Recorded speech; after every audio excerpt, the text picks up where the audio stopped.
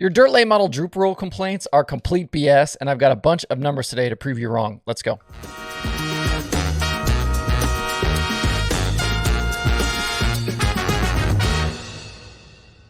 It's Monday, August 22nd. I'm Justin Fiedler. This is Dirt Tracker Daily. I don't know about you, but I cannot believe the run that Jonathan Davenport is on right now in the late model world. No matter what else he did this season, he was going to lead the league in earnings for 2022 after the Eldora million score. But since then, he's just continued to do nothing but bank more cash and take home more crown jewel trophies. His latest exploit was the topless 100 at Batesville Motor Speedway with the Lucas Oil Late Model Dirt Series. And not only did he win, it was complete domination on the weekend. He led every lap on Friday night in the lone prelim feature and then was out front for all 100 laps on Saturday night. If we go back to the Silver Dollar Nationals at I-80 on July 22nd, Superman took control of that race on lap 74. Since then, he's won 5 straight races and has led 262 straight circuits. It was the final 7 at I-80, then all 25 at Florence in his split field feature, all 100 in the North-South 100 main event, and all 130 laps this weekend. And you can also include all 100 laps with the World of Outlaws during his dominating win at the USA Nationals as well. That's 4 crown jewels in just a few weeks. He's now got 17 total wins on the season. I don't know what they've figured out, but that 49 machine has been on absolute rails lately. Michael Rigsby had an interesting tweet this weekend. We haven't seen a lead change in the Prairie Dirt Classic, USA Nationals, North-South 100, and Topless 100 all in a row. Pretty crazy stuff, and something Rigsby said we might never see again. Through all of this, though, I'm seeing people complaining about the racing, and the obvious culprit to them is the droop rule. I'm not sure I agree, though. I think things have been pretty good in late model racing this year, and we have some numbers to back that up. For example, the Topless 100 this year had 94 total changes in positions from start to finish. The hard charger was Kyle Beard. He went 27th to 10th. Hudson O'Neal finished second after starting 16th. So you can't claim that it's difficult to pass when you have guys making moves like that in a feature. And as a direct comparison, the Topless 100 a year ago with no droop rule only had 61 total position changes from start to finish. How about number of race winners? 1 year ago with Lucas, sans droop rule, 15 total winners on the season. This year with droop rule, already 16 different winners. And if you want to, we can go back to 2020, no droop rule in 2020. Jimmy Owens flat out handled Lucas that season. 11 wins on the year, more than Davenport right now. Owens led 775 laps, which was almost 31% of total laps completed. Right now, JD has led 456 total laps, which is just a little more than 20%. So even with all of the time out front we've seen the 49, he's still not nearly on pace for what Owens did 2 years ago. The Outlaws have had the droop rule now for multiple years. Right now, they've got 17 different winners on the season and a whole bunch of dudes that have led laps and made a ton of passes. So if you're going to start talking about blaming something for what you call bad racing, you better have some evidence. Because right now, I'm not seeing it. I would love for you to jump in the comments and let me know what your take is and why you think the droop rule is creating bad racing and what your evidence for and what your explanation of bad racing is.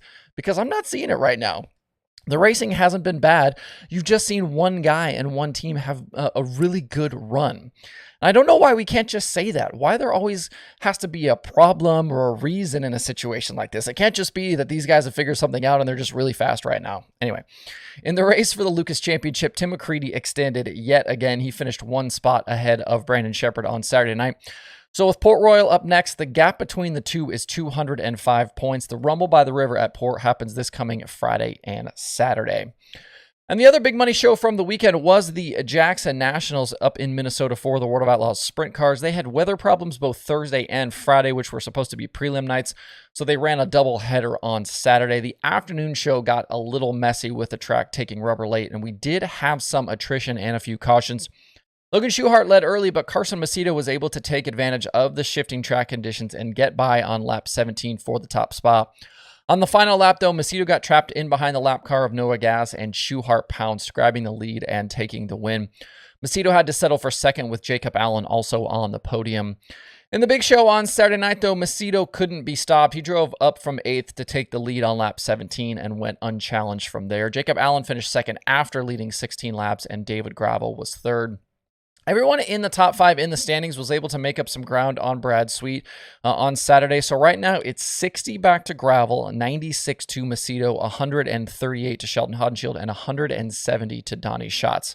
So that gap of 60 back to Gravel at 2 points per position, about 2 points per position, is 30 spots right now. And all of those gaps are smaller than they were before the weekend. The Big Cat didn't have a terrible day on Saturday, but finishes of 11th and 8th did allow those guys to close up.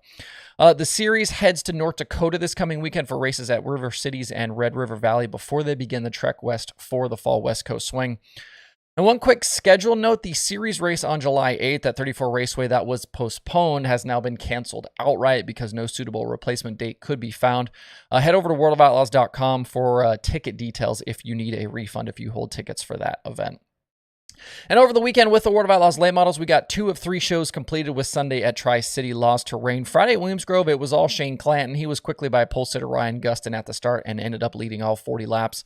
Max Blair finished second with Gustin in third. I thought the locals would be stronger at the Grove, but Outlaw full-timers actually bagged 6 of the top 8 finishing positions. And it really didn't look good for me at the Grove because I picked Greg Satterley to win, and he wasn't even there. On Saturday at Sharon, Ryan Gustin was fast again, but not as fast as Devin Moran. Moran slipped by the Reaper on lap 11 in traffic and drove off to the win. It was Moran's first Outlaw victory of the season. We know he's won a ton on the Lucas side, especially early in the season, but hadn't won yet with the Outlaws. Gustin and Clanton completed the night's podium. Weekend finishes of 4th and 7th mean that Dennis Erb Jr.'s points lead is still really safe headed to Davenport Speedway this week. They've got 3 nights of racing coming up. And the All-Stars also had one of their 3 nights of racing ran out over the weekend with Sunday's show at Weed Sport lost to rain. Friday at Outlaw Speedway, we had a fun early battle between Tyler Courtney and Brent Marks. But the 19 took over for good on lap 8, and then Danny Dietrich couldn't run him down late in lap traffic. Marks bagged his 3rd All-Star win of 2022, topping Dietrich and Corey Eliason. Justin Peck took another hit in the point standings with a flat right rear tire while running second in that race. He ended up 12th on the night. On Saturday at Utica Rome, Brent Marks started on the pole and led the first 9 laps, but Peck was on a mission to bounce back, and he got that high side rolling to perfection. He took the lead on lap 10 and then basically just disappeared. His margin of victory at the end was over 4 seconds. Tyler Courtney finished second with Marks in 3rd in that one. Even with the win, though, Sunshine was able to stretch the lead to 118 now over Peck with 5 straight days of racing starting this Wednesday at the Bloomsburg Fair Speedway. Also wanted to quickly give a shout out to Corey Eliason, 2 fill-in nights in the McGee 11 and 2 top 5 runs. And I feel like we haven't mentioned the win pick numbers lately, so here's a quick update. Right now, I'm at 46 correct picks and 196 races this season. That's about 23.5%. The win prediction formula is absolutely getting crushed. It's 22 for 196 or 11%.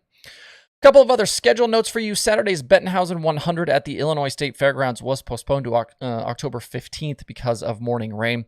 Cody Swanson won the pavement show at Worldwide Technology Raceway on Friday. And the ASCS tweeted earlier today that this weekend's shows at Dodge City for the National Tour have been canceled. We'll see the ASCS again on September 2nd at Red Dirt Raceway. I should have switched the screens there. Other weekend open wheel winners included Jordan Goldsberry and Jake Blackhurst with the IRA. Scotty Theo was none too pleased with Blackhurst last night at Angel Park after last lap contact between those 2 front runners. Kenna McIntosh swept the Power Eye midget weekend between Charleston and Macon. Steve Buckwalter won at Williams Grove. Scotty Thiel did pick up a MOA win at Lincoln. Dominic Selzy won the Johnny Key Classic at Ocean with the Sprint Car Challenge Tour. Logan Wagner took Port Royal, and Brian Brown topped Roger Crockett and Ayrton Jennison in the Power Eye Winged 410 show at the Missouri State Fair Speedway. Other weekend late model winners included Ricky Weiss bagging more than 20 grand at Richmond Raceway. Ashton Winger won with the ULMS at Lernerville. Mike Spatola was a Mars winner at Kankakee.